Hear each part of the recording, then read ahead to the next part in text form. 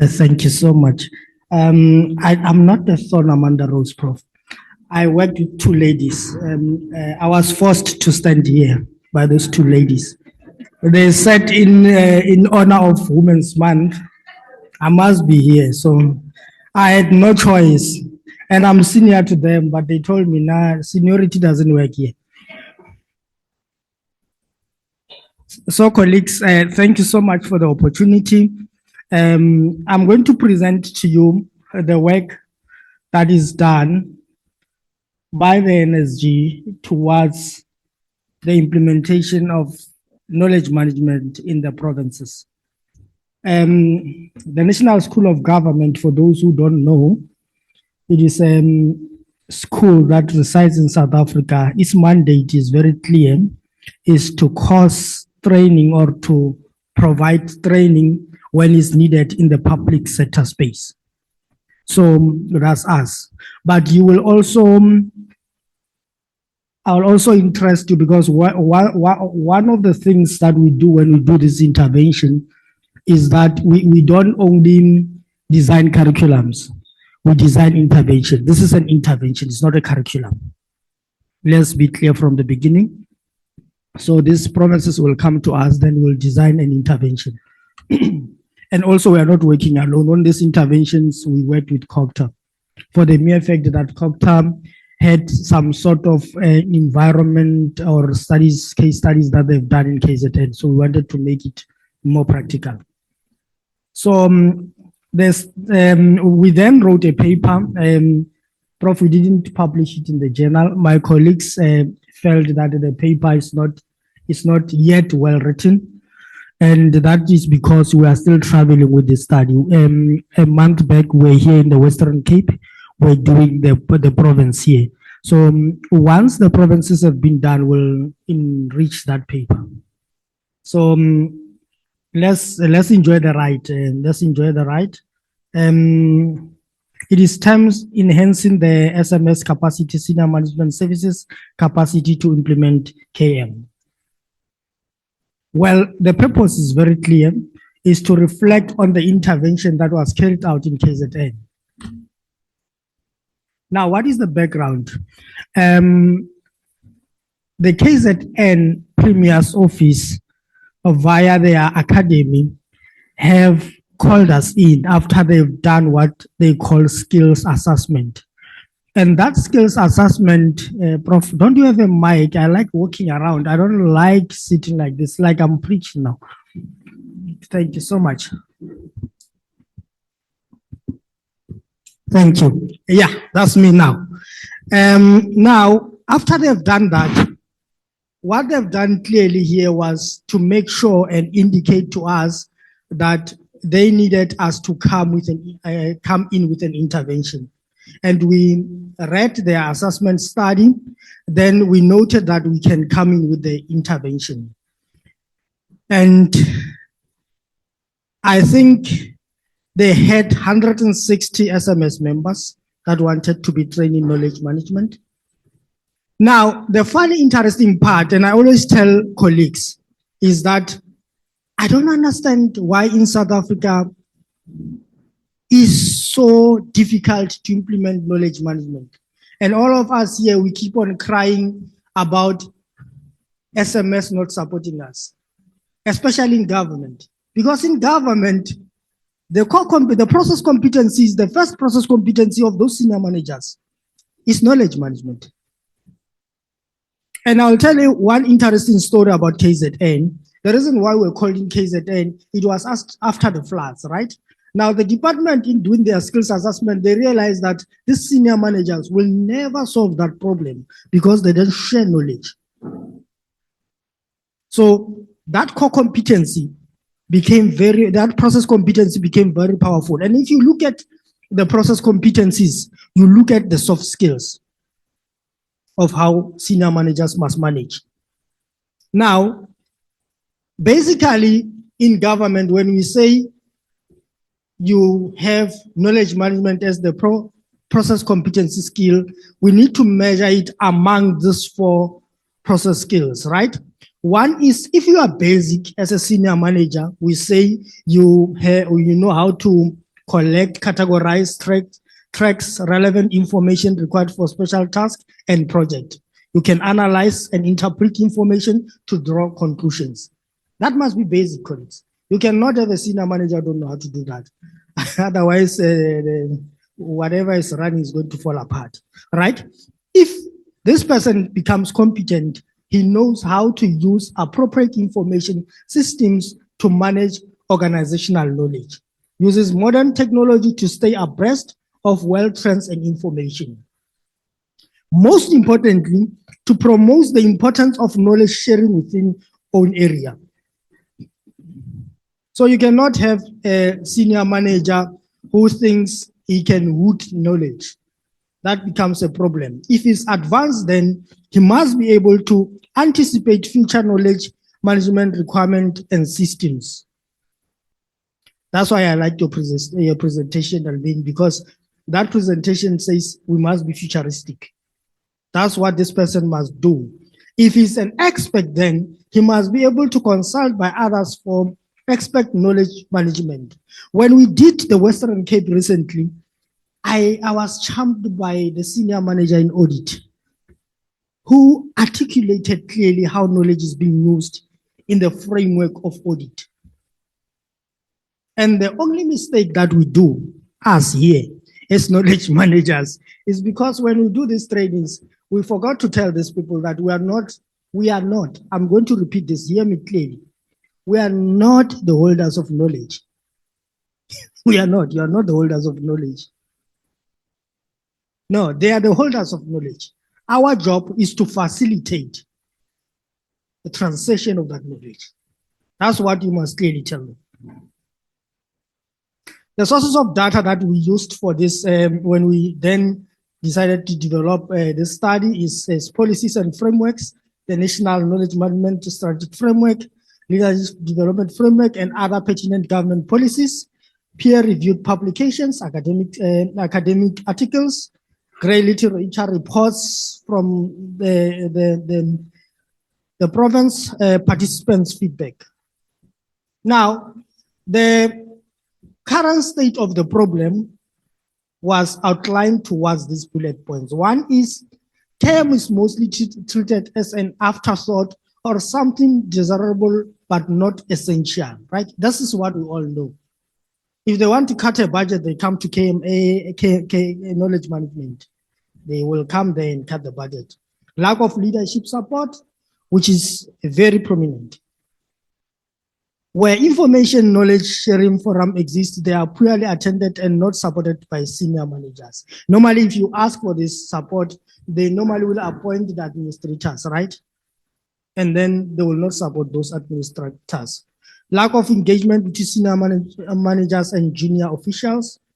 While compulsory target training is mainly focused on development of the SMS members, core competencies and target-oriented and induction courses, little attention has been paid to the process competencies. That's what they do. And like I'm saying, process competencies are soft competencies. If you can know how to share a project outcome with another senior manager, you may be able to solve an upcoming problem. Now, the objective and content of the workshop was basically on this, that the objective of this workshop was to make sure that we capacitate the senior managers in understanding knowledge management. And the workshop comprised of 6 modules. You will see why I'm calling it an intervention. If I were presenting the one in the Western Cape, it was with 4 modules, not 6. So it is an intervention based on what the provinces will want to hear from us. So in this case, we have 6 modules: introduction and concept, knowledge management as a critical SMS competency, framework for the implementation of KM in the public service, knowledge management in context, knowledge management techniques and tools, implementing KM strategy and policies. In module 1, introduction and concept, the observation and analysis, then the participant had one way or another came across the term knowledge management and knowledge workers, right? There was no participant there that says, I don't know the weight or I've never came around knowledge management. No. The challenge was not the definition of concept, but rather the integration of KM into the organizational projects. And also that challenge, some of them, they were already practicing knowledge management in the own space. They didn't know this is knowledge management. They understood the concept. They appreciate the explanation and use of relevant example to clarify the difference between KM, records management, they often found the function confusing, right? There is still that confusion among records and knowledge management, so we demystified that, right, when we do the presentations. On module number 2, most participants took serious recognition of the core competencies which demonstrate their leadership and managerial role and ensure that their key targets are achieved. Because mostly the core competencies talk to their targets, that's why they don't take process competencies seriously. Now, we needed to show them the link between how you can use the process competencies to simplify your work in terms of core competencies. I'll tell you what, there's no organization, Prof, that I worked at that didn't appreciate me. I was at pains telling a friend that at SASA, where I used to work, when I left, everything that I did, they fell apart. It fell apart. Because if you use knowledge management and you are an expert in knowledge management, no one within the organization cannot understand you and you achieve what you want to achieve. So your core competencies are supported in reverse by the process competencies. On module number 3, framework for implementation of KM, the participant expressed appreciation of the leadership role played by the DPSA, which regards to the implementation of KM through the National Knowledge Management Strategic Framework. In those modules, we also, in a way, make sure that they understand that DPSA play a most important role in supporting their environment, right? And that came forth. The participant noted their role in contributing relevant content and providing support towards the achievement of KM goals as outlined in department's 3-year KM plans, which was more linked to what the maturity study of within the DPSA will talk about. So we came forth to advocate for that as well. On knowledge management context, there was a consensus among the participants that defining the KM goals remain important towards guiding how knowledge is managed within an organization in support of the organizational mandate. This clearly, we're talking about knowledge management becoming part and parcel of the process competencies, right? So they need to define the role of knowledge management towards their organizational goal. There's no way, colleagues, that you are going to have knowledge management as a silo entity within the organization. If you do that, it becomes your own problem.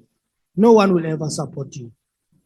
So participants acknowledge KM as a crucial process competency that plays varying roles in both decision-making and service delivery effectiveness. Now on module 5, knowledge management techniques and tools, we took them through various tools that they can use for knowledge management. And those tools, colleagues, exist on each and every day platform that we are using in our department. The Microsoft 365, the Zoom, the social media platform, the YouTube, the Facebook, X. You can use all those tools to enhance your knowledge management capacity. On module 6, implementing knowledge management strategy and policies, the focus was on the key elements of KM strategy and policy, including change management processes. Here we took them through how they can then design their own strategies and policies. But in line with that, we make sure that they have that willingness to do it and to support the processes of KM. And in most cases, because these are not KMAs, you need to make a curriculum in such a way, or you need to make an intervention in such a way that they understand their role in support of the KMAs within their own organizations. Now, this is our reflections as the facilitators. KM practice in the provincial department, various systems used to manage information and knowledge, the importance of simplifying concept of KM to encourage adoption, the effectiveness of case studies. So what we realized was most of the senior managers that we were training, they have a story to tell. All of them. They have a story to tell, they can resolve problems, they can write case studies, but where are these case studies sitting? In their own shelves, right? Now, for them to resolve, for an example, when we engage them on issue of town planning or on issues of planning a village in KZN, you find that they don't even share information with each other. So the information, the architecture will not share a plan with a town planner. A town planner will not share a plan with whoever. So people tend to build wherever they want to build. And when there's disaster, an architect or a town planner came up with a report that says they should have never even started to build the houses there. But this was never shared with somebody who's supposed to work around that. I'm finishing, Prof. Recommendations: simplify the concept and use real life cases, scenarios to drive the message across. Recognize the practice and tools that already exist within the organization. Identify specific business problems that KM can solve.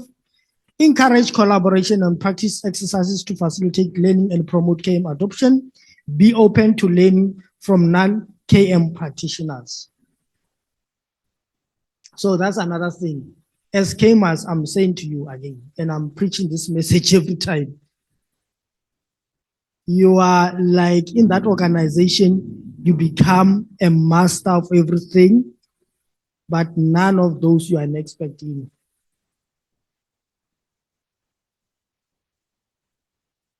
Further recommendation: encourage the use of digital platform, clearly define SMS members' roles in implementation of KM, establish mechanism to monitor and evaluate KM initiatives, implement change management strategies to reverse resistance to KM adoption. That was my last slide. Thank you. And my two ladies indicated they will respond to questions.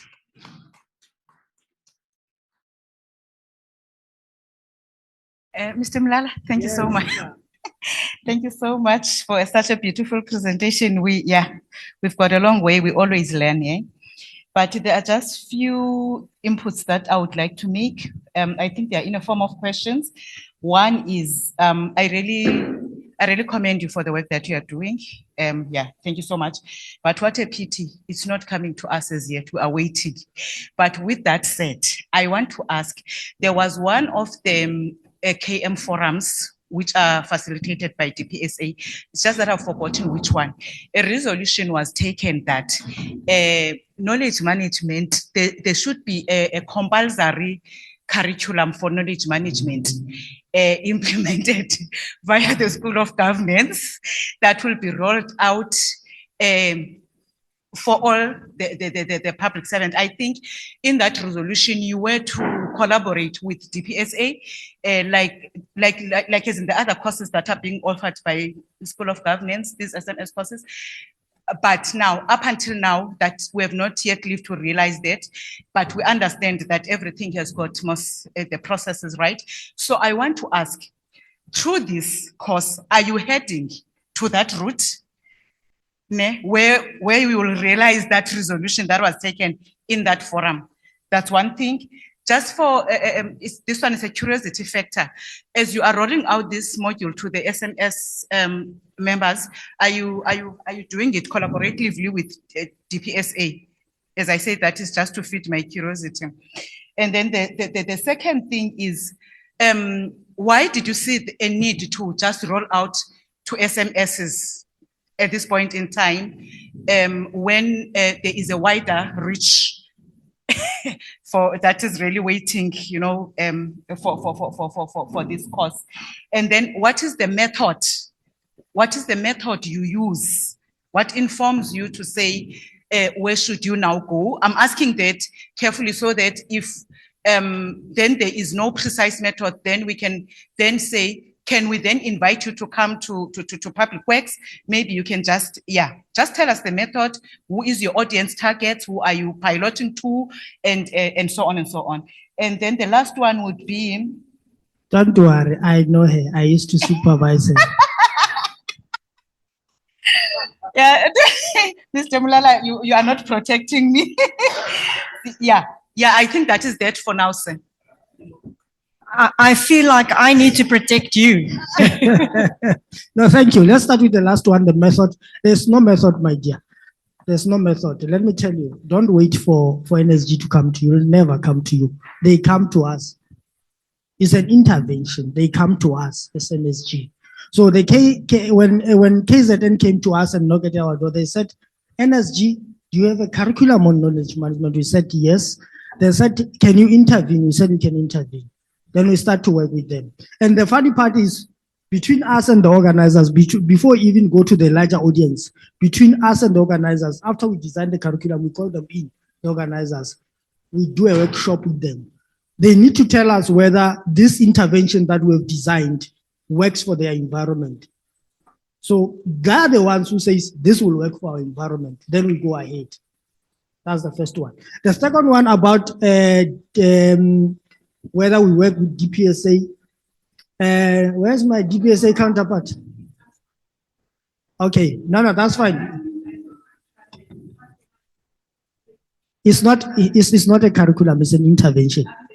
Yes, it's customized. If you heard me when I present, I said to Prof, if I were to present the case studies that we have done with Western Cape, it's not 6 modules, it's 4 modules. So it intervenes. Where's my counterpart at DPSA? Where's Vuyo? This is V. How's it? Good. I know we engage with CISV. We engage, but remember the national, if you go and read at the National Strategic Management Framework, within that framework, we are tasked of interventions and training within that same framework. But we work together with CISV. I always brief him so they know. That's why we can include some of the things in the curriculum. Actually, recently I'll be working with COGTA. Where's Sisti? Thank you, Sisti. With Sisti, we are designing a curriculum for all the 9 provinces for the municipalities. So we are waiting for the MOU to be designed. I will be roping in now DPSA, and then COGTA will give me some case studies. So it's an intervention of some sort. In terms of curriculum, yes, I want to say this. KMSA did initiate that engagement with us, formally so, with a letter. We engaged the curriculum developers at the NSG. They said they don't have appetite for that for now. So these interventions, as you have said, is a way to show them that we need that. But the more I'm doing these interventions with my colleague, Jacqueline there, we realize we don't need a curriculum because Prof, via the universities, they'll take off the curriculum. I think in our case, as NSG, we need to intervene to unlock the problems. We can send whoever, if he wants to study knowledge management for 4 years, to Prof and his colleagues. But in us as school government, I feel these interventions are more yielding results than having a concrete curriculum. You want to add, Jackie?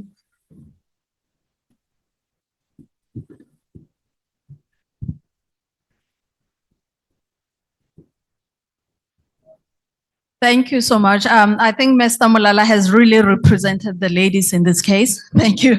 On the question of who we're targeting, interestingly, the request has been for non-KM practitioners. And this has been a very interesting lesson for us as well, because as KM practitioners, it has been very important for us to get feedback from people who are not involved in KM. One of the examples that I can give in KZN is that as we were training senior managers, we're actually even using AG reports to demonstrate or to just showcase some of the examples that are being experienced in provinces that relate to information and knowledge management. And we realized that senior managers tended to confuse records management with knowledge management.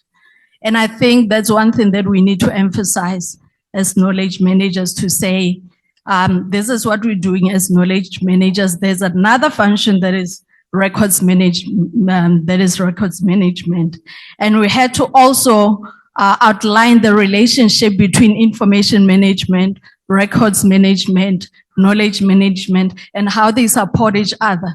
And I realized that as knowledge managers, those are some of the things that we overlook.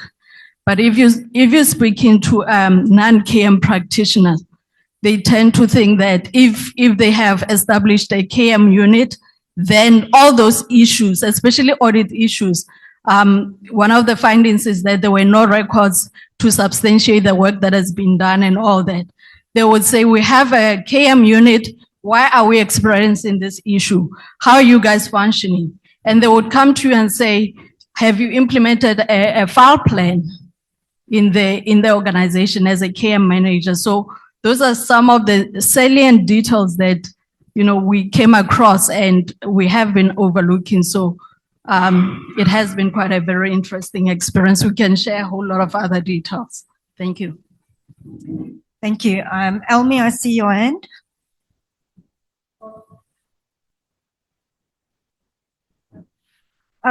I'm really excited about you doing it as an intervention and not as another training, and to actively involve people in there.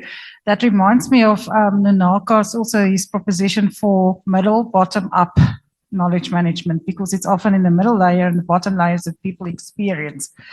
Now, to contextualize it, what we found is if you ask people what keep you awake at night, not to come with the standard problems, where they say, what do you problematize?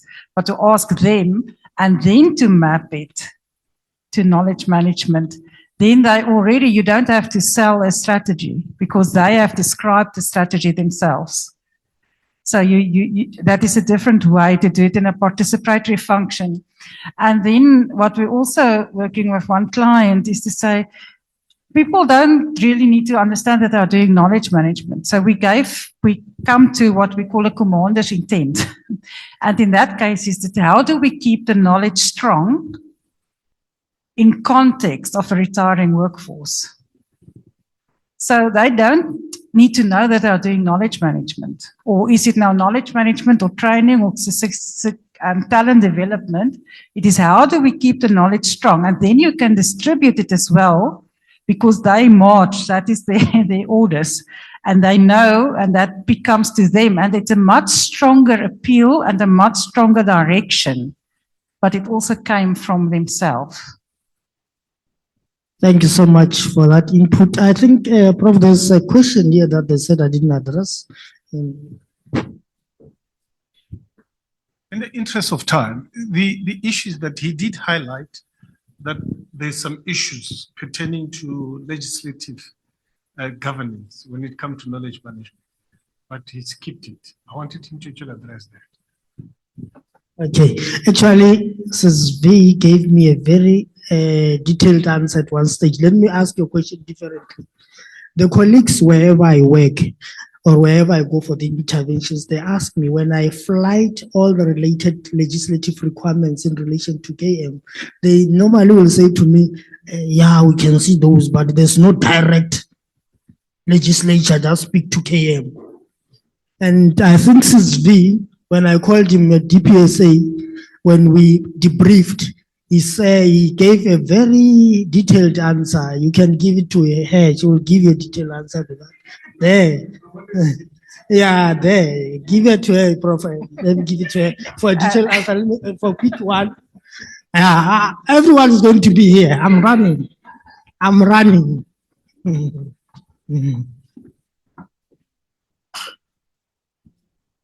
Thank you, Susvi. Thanks, Ntate Molala. Good morning, colleagues. We did get the feedback regarding input from KZN that there was a feeling that we need legislation so that we can get some traction in terms of the implementation of knowledge management.